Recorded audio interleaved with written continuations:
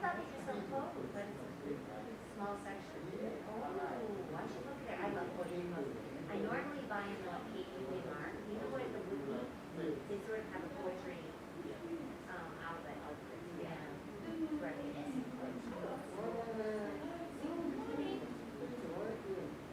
Yeah. They don't on Saturday. I went on a Wednesday, on a Saturday where I didn't stop.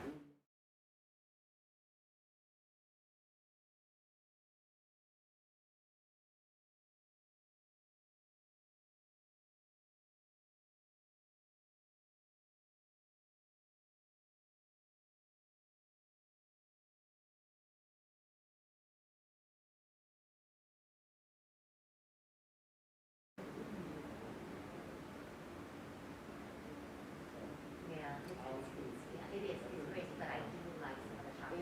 Hi, good morning everyone, or good afternoon. Welcome and thank you for joining myself to this AISJ Child Protection Policy and Procedures review for many of you or if you're new to the school. First of all, sit back and watch this presentation on the school's policy on child protection and procedures that we follow here at school. As I mentioned earlier, my name is John Gaston. I'm one of the officers here at AISJ. Elementary school. We have a middle school counselor named Maybe we should start, you guys. Hello, everybody. I think the TV has to start officially. TV, have you been starting the movie officially? And you've been welcoming everybody and all that stuff? Melissa Johnson. I only have one session. Works in grades 10, 11, and 12. So there is, I think there's 3 sections today. So I don't know, I'm just a little bit concerned. One, do you guys, are you supposed to sign in somewhere? All 5 of us. Just say you did it. And support kids and talk to staff around our child protection policies. So what I would like to do today is just review some of those child protection policies. Well, I thought we were going to watch here. And become familiar with what those policies entail, and if you ever need support with them, you need to go to if you need help. So please, as you're approaching this presentation, But wait a minute, you guys, if you have questions, if you would like to you ask just email me. questions, Would that be good? You guys don't have jobs for leaders. You guys can email me.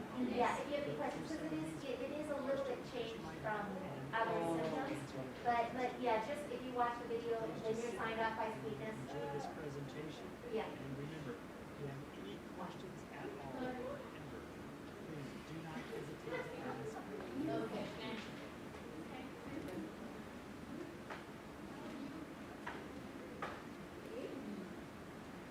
So at AISJ, we have a child protection policy that has been implemented for several years now. And the idea, the big idea behind a child protection policy is to ensure the safety of our students here at AISJ. And as well as safeguard yourself while you are supporting and protecting kids as well. So as a school, as an organization, we are all responsible for protecting the students that go to school here.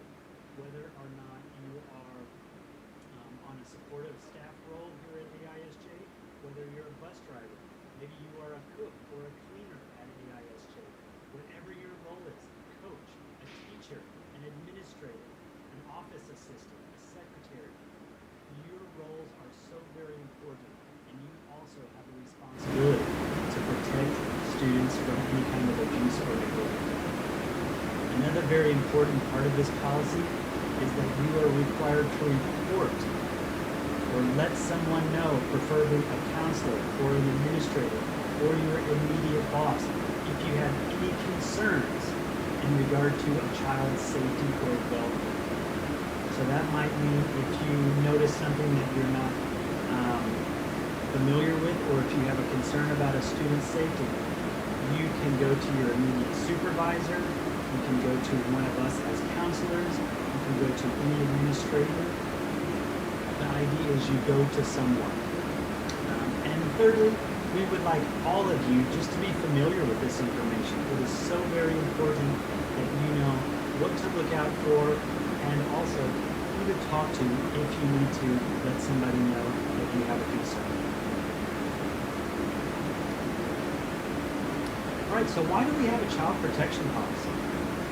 So AISJ and many international schools have a child protection policy to ensure children's safety. We want to make sure children are knowledgeable and understand what child protection is, and as counselors, we teach kids that. We talk to kids about safe touches, unsafe situations that they might find themselves in. We talk to kids all the way from the pre-K kids, the 4-year-olds, all the way to students in grade 12. So we want kids to understand our child protection policy, how to take care of themselves, as well as we want all the adults working at AISJ to know that as well. So every year at AISJ, at the beginning of the school year, the counselors share this presentation with all the new staff, with all the returning staff, as well as all of you, ladies and gentlemen. So any support staff, anyone that is working at AISJ, we would like all of you to know these child protection policies. And if you've seen or heard this again, we would like for you to just review this information. Parents are aware of this information, as I said, counselors, administrators, and students. So we are sharing this information with our entire community so that we can make sure our kids are strong and healthy in the knowledge of our child protection policy. Here's a few pictures over the years of all of our dedicated support staff, all of you ladies and gentlemen. And so please know that our policy here at AISJ is for everyone. And I've said that a few times, but I just really want to reiterate that this information is so important, and it's so important that it needs to be known and understood by everyone coming onto our campus. And one of the things that I wanted to share with all of you is just that as your role as a support staff here at AISJ, you're going to see students in a variety of different situations and locations. You might notice things outside of the classroom that we as teachers or counselors do not always see. And so this is why it's important to understand some of these policies and procedures. You know, all of you play an important role at our school, and all of you play a very huge role in making sure our students are safe and happy. So whether your role is in one particular section of the building, maybe you're more of maintenance, maybe you're a bus driver, maybe you are a cleaner and work in the elementary or the middle school or the high school. Wherever your role takes you, it is so important that you are always watching and noticing what students are doing, and if something is of concern to you, you know what to do. So every adult in our community has a role to do in protecting our students, okay? So we want you to become aware of the information or what students are doing that could endanger the safety or their emotional health, okay? And so I'm gonna go over a little bit of those responsibilities and also kind of allow you to understand what to be aware of and what to look out for in regard to child protection. So one of the things when we talk about child protection is confidentiality. And as counselors, we hold confidentiality very, very important. And so one of the things that we always like to look out for when we're reporting a child protection concern to someone is that if a student comes up to us, or a student might come up to you and share something, they might share that they've been hit by a parent at home, or maybe they have been abused by a parent at home. Okay, when we talk about confidentiality, we always want to make sure we are telling someone else or we're breaking that confidentiality if one of three things happens. Okay, if a student says they are going to harm themselves, or if a student says someone else is going to harm them, or if they are going to harm someone else, we need to let someone else know, okay? You, as your supportive role, cannot keep that a secret from anyone, Okay, you can't tell that student you're going to promise them that no one is going to know about this. You have to share that information with someone. It is so very important that you do not become the sole owner of that information. And these are some of the things that are important to watch out for when you're looking for you know, actions or considerations for immediate referral. You know, some of these might be self-injurious behaviors. If you see a kid at school and they might be pinching themselves or cutting themselves, they might be pulling on their hair, okay? Things like that, you need to let someone know. If you see kids that are using any kinds of alcohol or drug use or smoking or vaping on campus, you need to please let someone know. If you overhear a student talking about suicide or that they want to hurt themselves or they want to kill themselves, even if you just hear it out of the corner of your ear and you don't hear the whole conversation, please let someone know. It is so very important that we as counselors or an administrator know that information as soon as possible so that we can help that student and also talk to their parents, and more importantly, just make sure that student is safe. Okay? It doesn't matter how big or how small that problem is if you can just share that with us counselors here at the school. So here are a few more behaviors to report. I'm not going to go over all of these, but just take a chance to look through some of these. You know, many of our bus drivers have kids on their buses all the time who have great days, and sometimes kids have bad days. And so if you see a kid on the bus who's feeling a little down, it doesn't mean that it's a child protection concern, but maybe ask them what it's about. And if they say someone's bothering them on the bus, maybe someone is bullying them, it could be another peer who is bullying them, maybe something happened at home, please talk to your immediate supervisor so that we as counselors or teachers or administrators can know who that student is, what happened, and we can follow up with that. It is not your job to do the investigative role in that. As long as you share that information with another person and that gets back to a counselor or an administrator, we will do the follow-up, we will do the investigative work and make sure that student is safe. One thing I do want to mention on here, kind of a behavior to report, you know, when you're around campus, if you see students coming out of the bathroom together, if you see, you know, a male and female student coming out of the male bathroom or vice versa, or if you see two males coming out of the female bathroom or two females coming out of the male bathroom, those are things that's not allowed on our campus. So those are things that you need to report as soon as possible.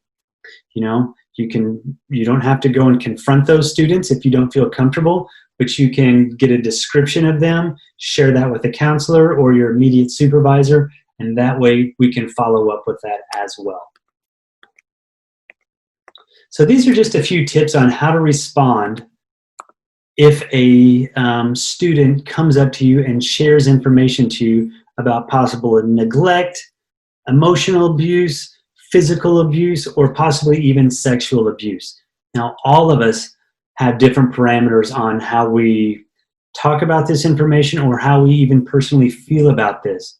But if a student does come up to you, I would ask you to please just stay as calm as you can be, listen to that student, believe that student, and let that student know that you're going to help them out.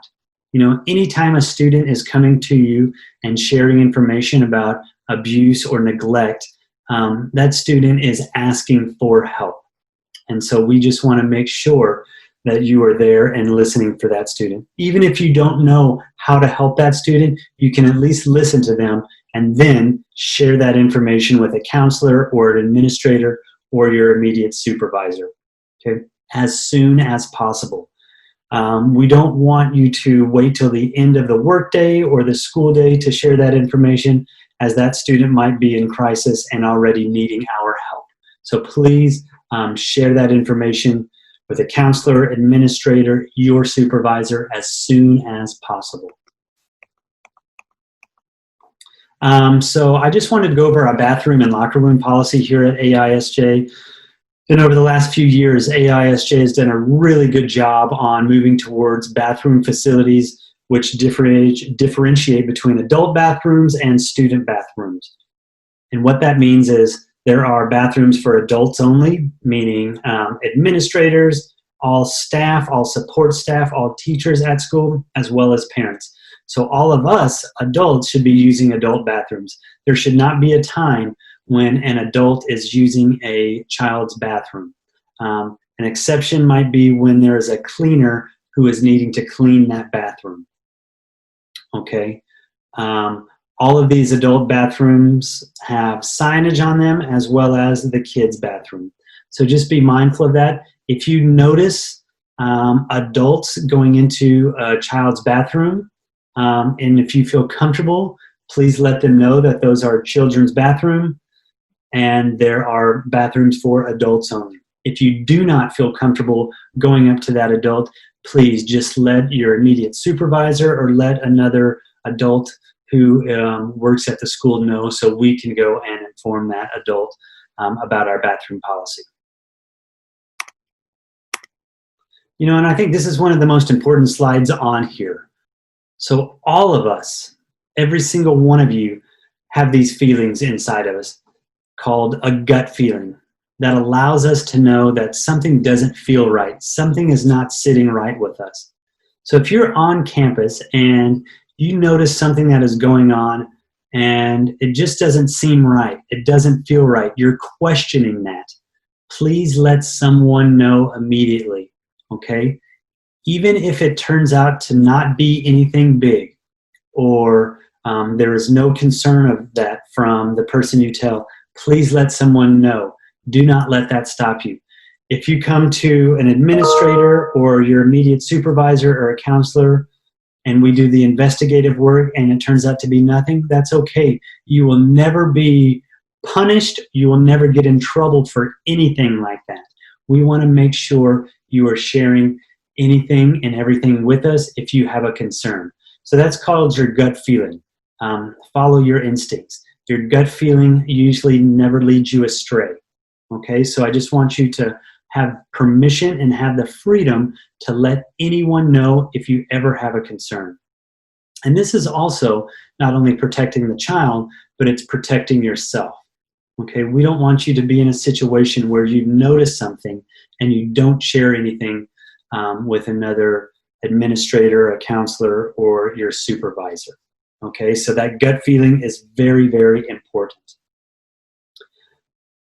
All right, so I have a few sample situations here that will kind of highlight some of our child protection policies and give you all a chance to maybe talk with that person right beside you, talk with a counselor that's in the room with you at this moment about some of our child protection policies and what you would do in a situation. So there's 3 different situations here or sample scenarios. I'm not going to read each and every one of these, but you and maybe a person next to you, maybe you can get a group of 3 or 4 if you would like, and just maybe pick one of these and talk through it, okay? There might be a couple of different outcomes from one of these situations. But ultimately, no matter what your situation is, you do not want to be the sole owner of this information. And what I mean when I say that is any kind of information or situation that you come across that involves child protection, whether it's neglect, whether it's any kind of abuse, physical abuse, sexual abuse, emotional abuse, please let someone know. That is one of the biggest pieces of advice I can give to each and every one of you. Please let someone know if you have any concern. That way we can do the investigative work. We can follow up with that teacher or student who knows that student a little more, and we can get that student some help. So this is the part in the presentation. If you have any questions or concerns, please feel free to ask that counselor that's in the room with you watching this video. And if they're not in the room with you right now watching this video, maybe just write your question down and someone will make sure we counselors get back to you. I'm just going to go back to these sample scenarios and keep those on the screen for a little bit longer in case you need to see those for for a little bit longer and more time, and just to talk with your partner about those. But as I said, this is AISJ's child protection policy, and we share this with every student, with every parent, with every support staff, with every teacher, with every administrator on campus in one way or another, so that parents, students, and all of you know that we do and honor such an important role in taking care of our kids in regard to child protection. So thank you all for being part of this presentation. And if you have any questions at all, you can always ask one of the 5 counselors that I mentioned, myself in the elementary, Kendall Leet in the middle school. We have Jody, we have Katie, and we have Melissa in the high school. So thank you all very much and have a great day. Thanks very much.